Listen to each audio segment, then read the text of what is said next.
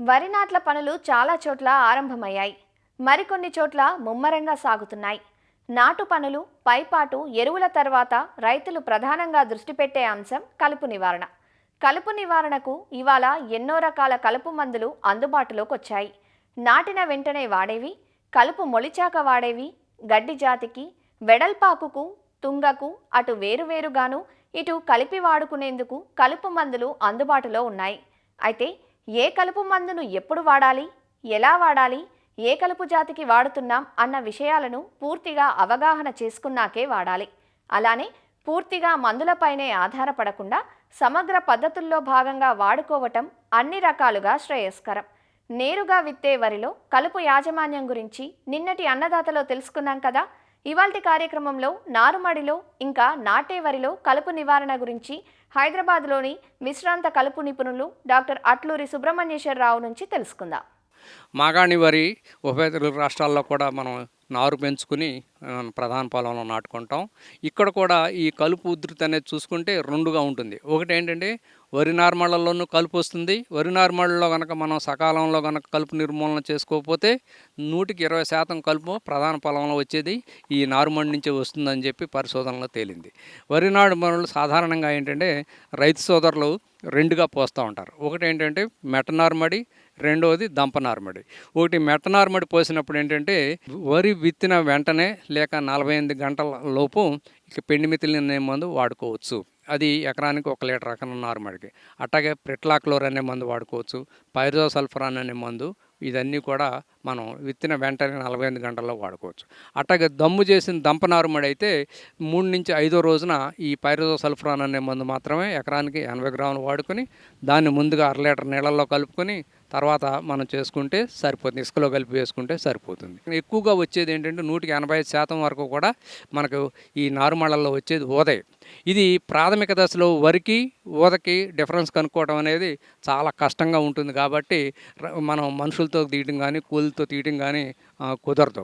రెండవది ఏంటంటే ఇంకోటి తుంగ అనేది కొన్ని ప్రాంతాల్లో వస్తుంది. ఇంకొకటి సరైన సమయంలో కలుపు నిర్మూలన కనుక చేయకపోతే ప్రత్యేకించి చెంచలాకు ఇవన్నీ ఉన్నప్పుడు ఈ తెగుళ్ళకి వీటన్నిటికీ కూడా ఆశ్రయిస్తూ ఉంటుంది. కాబట్టి మనం ఈ తుంగ ఉన్నప్పుడు సాధారణంగా నారు పీకినప్పుడు మళ్ళీ ఆ నారుతో పాటుగానే మళ్ళీ ప్రధాన పొలంలో కూడా వెళ్తానికి అవకాశం ఉంటుంది. కాబట్టి 15వ రోజున ఎక్కువగా ఉంటే కనుక ఊద ఎక్కువగానే ఉంటే కేవలం సైహాలఫాబ్యూటైల్ అనే మందు, అది క్లించర్ అనే పేరుతో దొరుకుతుంది. 1 లీటర్ నీటికి 2 మిల్లీలీటర్ల చొప్పున కలుపుకొని పిచికారీ చేసుకుంటే వరికి ఎటువంటి ఇబ్బంది లేకుండా వరిలో వచ్చేటువంటి ఊద పోతుంది. అలా కాకుండా ఊదతో పాటుగా మనకి వెడల్పాటాకు మొక్కలు, కొద్దిగా తుంగ చిన్న మొక్కలు కనుకుంటే 15వ రోజున మనకి మంచి మందు ఏంటంటే బిస్పైర్బ్యాక్ సోడియం అనే మందు. ఇది మార్కెట్లో నామినీ గోల్డ్, తారక్, ఏడోరా మొదలగు పేర్లతో దొరుకుతుంది. 1 లీటర్ నీటికి 0.4 ml చొప్పున కలుపుకుని కనుక పిచికారీ చేసుకుంటే నారుకి ఎటువంటి ఇబ్బంది లేకుండా నారులో వచ్చేటువంటి అన్ని కలుపు మొక్కల్ని సమర్థవంతంగా నిర్మూలించి మనకి 20వ రోజుకి కలుపు లేనటువంటి మంచి నారు వస్తుంది, నాటుకోవచ్చు. ప్రధాన పొలంలో మాగాణి మనం వరిగా నాటుకున్నప్పుడు చూస్తే సాధారణంగా మెట్ట వరిలో కానీ దమ్ము చేసి నేరుగా విత్తిన వరితో పోలిస్తే మాగాణి పొలంలో కలుపు సమస్య అనేది తక్కువగా ఉంటుంది. కారణం ఏంటంటే ఇక్కడ మనం 20 నుంచి 25 రోజులు పెంచిన నారుని నాటుతాము, పొలం అంతా దమ్ము చేసి నాటుతాము. అయినప్పటికీ కూడా కలుపుకున్నటువంటి కొన్ని సహజసిద్ధమైన లక్షణాల వలన ఇక్కడ సరైన సమయంలో మనం సమ్మర్లో మనం వేసవిలో లోతుదుక్కులు చేయకపోవటం, దమ్ము హడావిడిగా చేయటం, సరైన నీటి యాజమాన్యం పాటించకపోవటం, ఎరువులు ఎక్కువగా వాడటం మొదలగు కారణాల వలన ఈ నాటిన వరిలో కూడా ఈ కలుపు అనేది ఉధృతి ఎక్కువగా వస్తూ ఉంటుంది. ఇక్కడ ఊద కూడా ఎక్కువగా వస్తుంది. దోమకాల గడ్డి, ఉర్రంకి, తోణంగి ఇటువంటి గడ్డి జాతి మొక్కలు ఎక్కువగా వస్తుంటాయి. తుంగ ఇక్కడ కూడా వస్తుంది. కానీ మనకి అల్లిగడ్డి అనేది కూడా తుంగ జాతిలో సమస్యాత్మకమైనది కూడా ఇక్కడ ఎక్కువగా వస్తుంది. రాకాసి తుంగ, నీటి తుంగ ఇవన్నీ కూడా తుంగ జాతి మొక్కలు. ఇక వెడల్పాటాకు మొక్కలు వస్తే ఇక్కడ ఎక్కువగా వచ్చేది గుంట కలవరాకు, నీరు చిచ్చుకాడ, అట్లాగే బూరుకు కాడ, తూటి కాడ, పిల్లడుగాకు, ఇటువంటి రకరకాలైనటువంటి వెడల్పాటాకు మొక్కలు ఎక్కువగా వస్తూ ఉంటాయి. అయితే వీటన్నిటిని మనం నిర్మూలించడానికి మనం ఇక్కడ కూడా 3 దశల్లో కలుపు యాజమాన్యం చేసుకోవచ్చు. ముందుగా ఏంటంటే నాటిన 3 నుంచి 5 రోజుల లోపల అంటే కలుపు వచ్చినాక ఇబ్బంది పడతాం కన్నా రాకుండా చేసుకుంటానికి దాదాపుగా ఈ 15 నుంచి 20 రకాల అయినటువంటి కలుపు మందుల మిశ్రమాలు ఇప్పుడు మార్కెట్లో ఉన్నాయి. ఈ మిశ్రమాల యొక్క ప్రధాన ఉద్దేశం ఏంటంటే అన్ని జాతి కలుపు మొక్కల్ని గడ్డి జాతి, వెడల్పాటాకు, తుంగ అన్నింటినీ కూడా ఒకేసారి కంట్రోల్ చేస్తూ ఉంటాయి. అయితే తక్కువ ఖర్చుతో మనకి స్ప్రేయింగ్ ఖర్చు కూడా తగ్గడానికి ఏంటంటే మార్కెట్లో 2 కలుపు మందుల గుళికలు మిశ్రమాలు అవైలబిలిటీలో ఉన్నాయి. ఒకటి ఏంటంటే ప్రిటలాక్లోర్ ప్లస్ బెన్సాల్ఫురాన్ మిథైల్, దాన్ని లోండాక్స్ పవర్ అనే పేరుతోనూ, అట్లాగే ఇంకొక పేరు 2-3 పేర్లతో కూడా దొరుకుతుంది. ఇది ఎకరానికి 4 కిలోలు. ఇంకొక రెండవ మందు ఏంటంటే పైరోసల్ఫురాన్ ప్లస్ ప్రిటలాక్లోర్ అనే మందు కూడా మనకి ఈ మందు మనకి ఈరోస్ అని, స్వచ్ అనే పేరుతో దొరుకుతుంది. ఇది కూడా 4 కిలో. ఈ 2 మందుల మిశ్రమంలో ఏది మనకి అవైలబిలిటీలో ఉంటే కనుక అది తీసుకుని ఎకరానికి 4 కిలోలు ముందుగా 20 కేజీలు ఇసుకలో కలుపుకొని నాటిన 3 నుంచి 5 రోజుల లోపల పొలంలో 1 నుంచి 2 అంగుళాల నీరు ఉన్నప్పుడు సమానంగా చల్లుకోవాలి. చల్లిన తర్వాత మనం పొలంలో నీరుని బయటికి పోనివ్వకుండాను, అట్లాగే బోధుల నీరు లోపలికి రానివ్వకుండా ఒక 48 గంటల వరకు ఉంటే దాదాపుగా నెల రోజుల వరకు కూడా ఎటువంటి కలుపు కూడా రాకుండా చేస్తుంది. ఇది చాలా మనకి రైతులకు తక్కువ ఖర్చుతో 500-600 రూపాయలతోనే ఎకరానికి అయిపోయేటువంటి ఇది.